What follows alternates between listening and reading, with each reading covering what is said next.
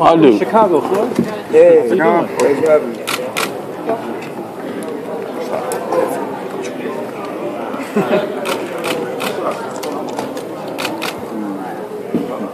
Floyd, it's only the second rematch in your career. Why this guy? Why this fight? The fans. You know, you always want to please the fans and get the fans what they want. The fans haven't seen, you know, out of 46 fights, probably 3 fights or 4 fights, they've seen a guy win a few rounds, so it's something different. You know, normally I go out there and dominate for 12 rounds, or I go out there and win 11 rounds out of 12, or I go out there and knock a guy out. You know, no one has seen a guy win 3 or 4 rounds in years. There's something inside of you that pisses you off, that thinks that people actually believe that this guy beat you? No, I don't worry about that. I don't worry about that at all. You know, I just focus on my craft and continue to go out there and do what I'm supposed to do. What are you trying to prove with this rematch to yourself and to the whole world? Well, we always want to give the people excitement and give the people what they want to see. And with me boxing fair and me going out there doing what I do, and a guy coming and the guy being extremely dirty, it was something different. It was something totally different. But I think this time around, I think it's going to be a lot cleaner fight. Okay, in the first fight, you were very effective. You don't get a lot of credit for your body punching. You were very accurate with the body attack, and it started to pay off dividends later on in the fight. Do you think that's something you will contribute to a little earlier in the fight? I just think that I don't really think I have to make any changes. You know, if my hand got raised, I don't have to make any changes. I think he's going to have to make some adjustments and a lot of changes. Probably get a new trainer. I really don't know, you know, what he's going to do. But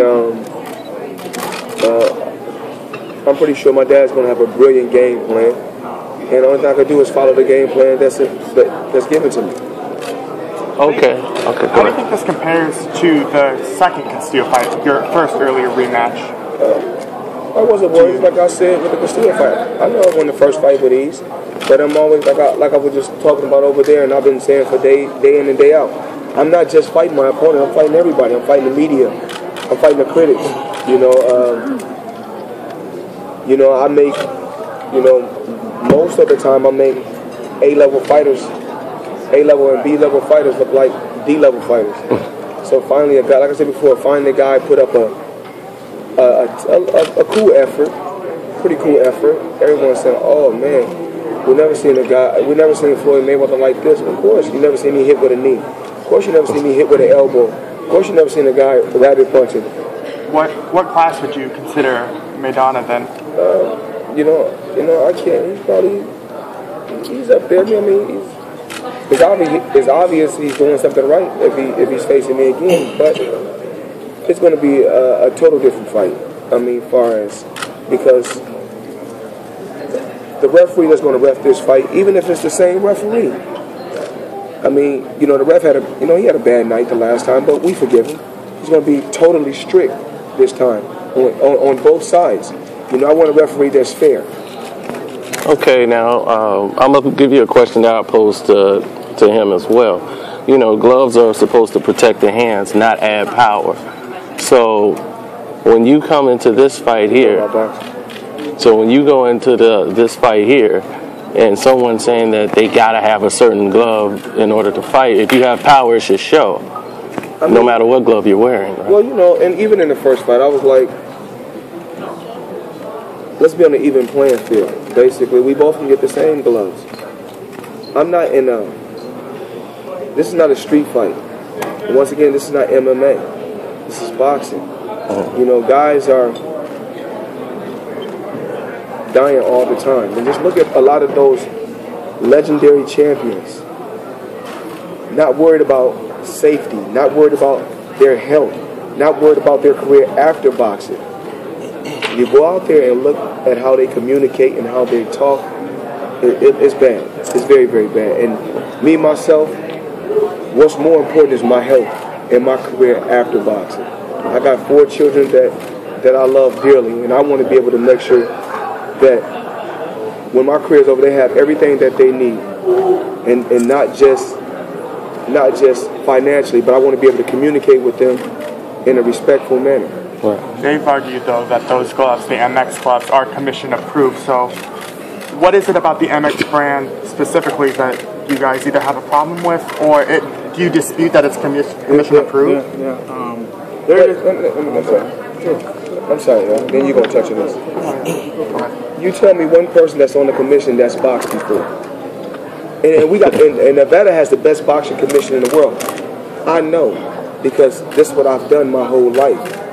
All I've said is this: you can get the same gloves that I'm getting. He may not care about his health or his career or life after boxing. I do.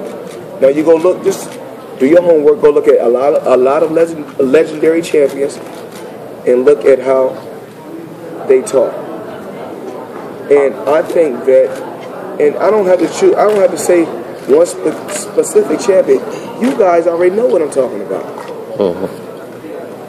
So it's not a thing about. Listen, he can't listen. If he don't want to fight, he don't have to fight. If he don't want, he's not forced. You're not forced to do nothing that you don't want to do. If you don't want to fight, move out the way. Somebody else will move right there and fight. If you're going to fight, we're going to do it. We're going to do it the right way, and we're going to do it the fair way. Because if I'd have had the gloves, which I don't want no gloves with no padding, because I'm not trying to. I think about, he has a wife, he has children, and I can hit this guy, he never be able to fight again.